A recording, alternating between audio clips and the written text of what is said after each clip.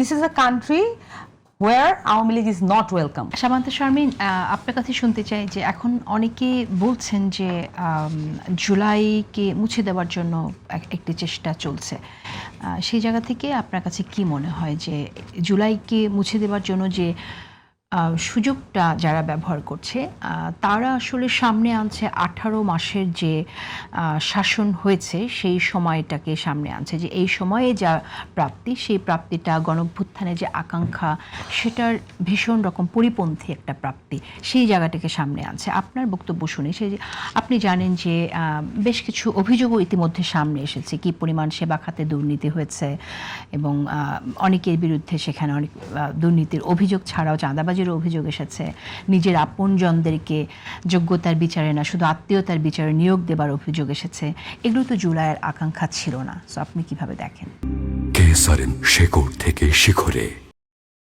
আমার কাছে মনে হয় না যে কোনো কিছু আফসোস, কোনো কিছু না পাওয়া, কোনো আকাঙ্ক্ষা পুরোপুরি ফুলফিল না হওয়া একটা জ্বলন্ত সত্যকে লুকিয়ে ফেলতে পারে, এটা আমার কাছে মনে হয় না।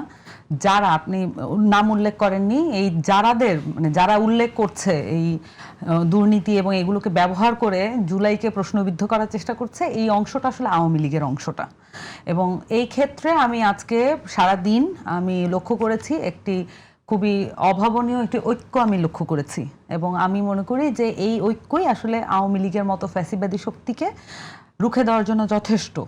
এবং এই ঐক্য যদি আমাদের এই ঐক্য দরকার, এই ঐক্যর একটা মিরর ইফেক্ট, মানে আপনি একটা কন্টিনিউশন দরকার আপনার সেবা খাতে দুর্নীতিকে ফাইট করার জন্য, আপনার বিভিন্ন খাতকে আরো স্বনির্ভর করার জন্য, বাংলাদেশকে এগিয়ে নিয়ে যাওয়ার জন্য এই ঐক্যটার একটা কন্টিনিউশন দরকার। এটার থেকে পিছনে যাওয়া উচিত না।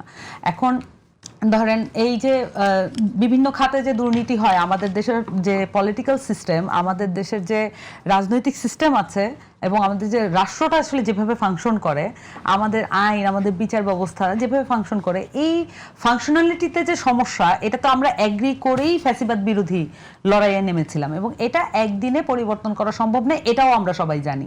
আমরা শুধু এখন যারা পলিটিক্স করছি, আমরা এখন যারা ফ্যাসিবাদ উত্তর বাংলাদেশে বসবাস করছি, তাদেরকে একটা বিষয় আসলে সমঝোতায় আসতে হবে। This is a country where Awami League is not welcome. Awami লীগের মতন যারা ফ্যাসিবাদী হয়ে উঠতে চান, যারা জাতীয়তাবাদের ফ্যাসিবাদকে নিয়ে আসতে চান, বা বিভিন্ন ধরনের জাতিবাদী বোধকে সামনে রেখে ফ্যাসিবাদকে নিয়ে আসতে চান, বা ধর্মীয় ফ্যাসিবাদকে নিয়ে আসতে চান, ফ্যাসিবাদ উত্তর বাংলাদেশে আসলে সেটাকে ওয়েলকাম করা হবে না। এবং এরকম একটি দেশে আওয়ামী লীগকে আসলে আমাদেরকে এইভাবেই দেখতে হবে যে তারা পার্টিগতভাবে বাংলাদেশের প্রত্যেকটা খাতকে বিপর্যস্ত করেছে, ধ্বংস করেছে। এবং যেমন আমি বিএনপির আজকে অনেকের লেখা পড়ছিলাম, তারা যেভাবে বলছেন যে এই খাতগুলোতে তারা উন্নয়ন করতে চান, কিন্তু আওয়ামী লীগের যে রেখে যাওয়া রেজিডিউ, মানে আপনি আমলাতন্ত্র বলেন, সচিব জায়গায় বলেন, যে বিভিন্ন জায়গায় যে রেজিডিউ, এই রেজিডিউর কারণে তারা কারণ দেখাচ্ছেন। এটাকে আমি একদিক থেকে মনে করি যেটা হতে পারে, কিন্তু এটা অজুহাত হিসেবে কতদিন ব্যবহার করা সম্ভব, এটার তো একটা লিমিট থাকা দরকার। সো আমি যেটা বলতে চাইবো যে এই যে একটা অভাবনীয় ঐক্য জুলাইয়ের প্রসঙ্গে যখন আওয়ামী লীগ সামনে চলে আসে, তখন যে একটা দলমত নির্বিশেষে একটা ঐক্য তৈরি হয়, এটা হচ্ছে বাংলাদেশের সম্ভাবনার জন্য অনেক বেশি জরুরি।